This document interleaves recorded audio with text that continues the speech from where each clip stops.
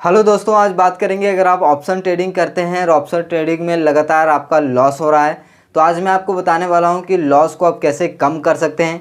अगर आप इस वीडियो को देखते हैं तो इसमें आपका 90% लॉस ख़त्म हो जाएगा, क्योंकि मैं इस वीडियो में अपना एक्सपीरियंस आपके साथ शेयर करने वाला हूँ।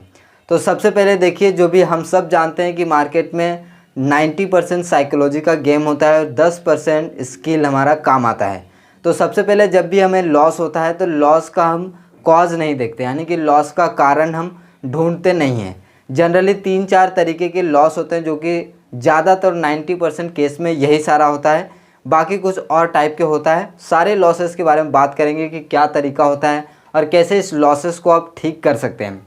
तो सबसे पहले देखिए, लॉस होने का जो कॉज होता है वो क्या क्या होता है कि हम ट्रेडिंग जब भी शुरुआत करते हैं, जैसे 9:15 से मार्केट शुरू होता है, तो हम पेशेंसली वेट नहीं करते हैं अपने सेटअप का, अपने लेवल्स का। हमें जल्दी जल्दी से ट्रेड लेने होते हैं और ये कारण होता है लॉस होने का कि हम वेट नहीं करते हैं, इंतज़ार नहीं करते हैं सही सेटअप का, गुड ट्रेड का। तो ये एक पहला कॉज है। दूसरा कॉज ये है कि हम ओवर ट्रेडिंग करते हैं। जैसे कि मान लीजिए, अगर पहले ट्रेड या फिर 2 ट्रेड में हमारा प्रॉफिट हो गया या फिर 1 ट्रेड में प्रॉफिट हो गया, तो हम और जानबूझ के 3-4 ट्रेड ले लेते हैं ताकि और प्रॉफिट करने के लिए। तो ये भी कहीं ना कहीं ओवर ट्रेडिंग में आता है और ये भी कहीं ना कहीं लॉस का कारण बनता है। तीसरा कारण होता है ऑप्शन ट्रेडिंग में लॉस का, वो है फोमो और ग्रीड। फोमो मतलब फियर ऑफ मिसिंग आउट, यानी कि जैसे ही चार्ट पे कैंडल चल रहा है तो वहाँ पे अगर मैंने ट्रेड नहीं पंच किया तो लगता है कि ये कैंडल नीचे चला जाएगा, 300-400 पॉइंट नीचे गिर जाएगा और ये ट्रेड मिस हो जाएगा। तो उस डर की वजह से, उस फोमो की वजह से हम वहाँ पे ट्रेड ले लेते हैं।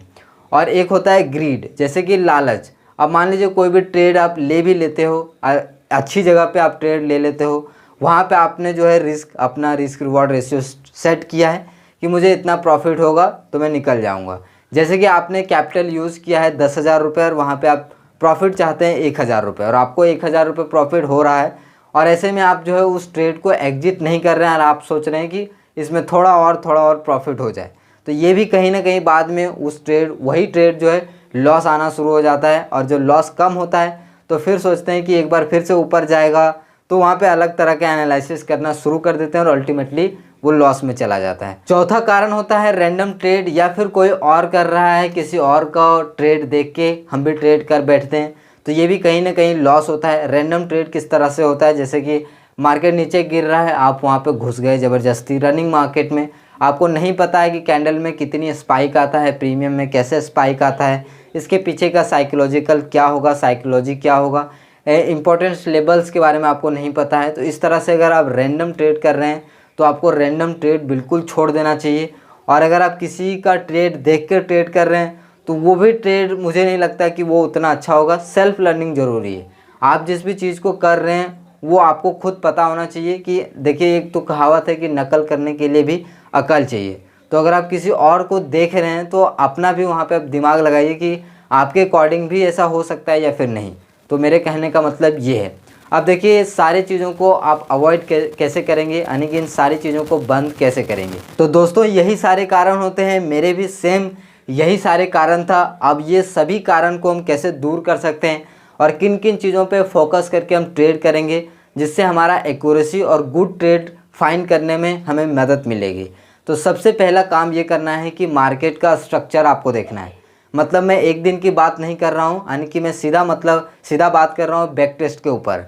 यानी कि आप ये देखिए कि 1 महीने के पूरे में, 1 महीने के ट्रेडिंग डेज में आप ये देखिए कि कितना दिन मार्केट साइडवेज रहता है, कितना दिन मार्केट ट्रेंडिंग रहता है, कितना दिन मार्केट ऊपर नीचे 30-40 पॉइंट में घूमता है। बैंक निफ्टी देख रहे हैं तो 70-80 पॉइंट में घूमता है। तो अगर आप इस चीज़ को अगर निकालना जान जाएंगे कि 1 महीने में कितना दिन मार्केट ट्रेंडिंग हो सकता है, कितना दिन साइडवेज हो सकता है, कितने दिन लेवल्स पे के बीच में ट्रेड करेगा, तो ये चीज़ें अगर आप निकाल लेते हैं तो कहीं ना कहीं आप लॉसेस से बच जाएंगे। क्योंकि आपको ये पता है कि मार्केट में अभी इतना दिन ट्रेंडिंग हुआ है, अब मार्केट हो सकता है रेंज बाउंड हो जाए, अब हो सकता है कि मार्केट एक पॉइंट के बीच में चले। तो वहाँ पे आप जो है, आपको साइकोलॉजी लेवल पे आप जो है मजबूत हो जाएंगे। माइंडसेट आपको बोलेगा कि यहाँ पे ट्रेड करने से बचता हूँ। दूसरा काम आप ये कर सकते हैं कि लेवल आपको निकालना आना चाहिए। जैसे कि कौन सा साइकोलॉजिकल लेवल होता है। जैसे कि निफ्टी में बात करें तो 17,800, 17,800, 17,900, 19,000, इस तरह का जो लेवल होता है, राउंड फिगर में लेवल होता है, उसे हम साइकोलॉजिकल लेवल भी कहते हैं। यहाँ पे कॉल सेलर, पुट सेलर काफ़ी ज़्यादा बैठे हुए रहते हैं, ठीक है।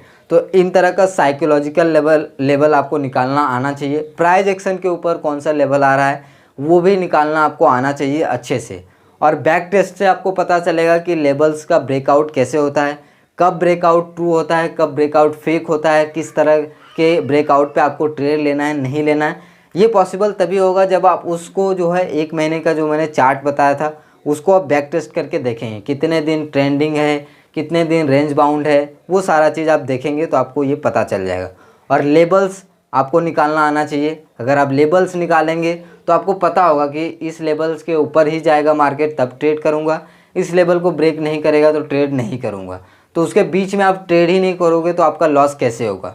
तो कई सारे लोग यहीं कहीं फंस जाते हैं, वो मेहनत नहीं करना चाहते हैं, लेबल नहीं निकालते हैं और सीधा मार्केट में 9-15 में आ जाते हैं। वहाँ पे लगता है कैंडल गिर रहा है तो पुट बाय कर लो, ऊपर जा रहा है तो कॉल बाय कर लो, तो इससे काम नहीं चलेगा। चौथा काम है दोस्तों रिस्क रिवॉर्ड रेशियो मेंटेन ना करना। जैसे कि आप जब भी ट्रेड ले रहे हो तो उसमें आपका जो एसएल है वो पहले डिसाइडेड होना चाहिए ट्रेड पंच होने से पहले, ठीक है। ऐसा नहीं कि आपने ट्रेड ले लिया उसके बाद आप सोच रहे हो कि मैं स्टॉप लॉस यहाँ रखूँगा, इस कैंडल पे रखूँ या फिर अगले कैंडल पे रखूँ या फिर इसके नीचे रखूँ, 10 पॉइंट का रखूँ या 20 पॉइंट का रखूँ।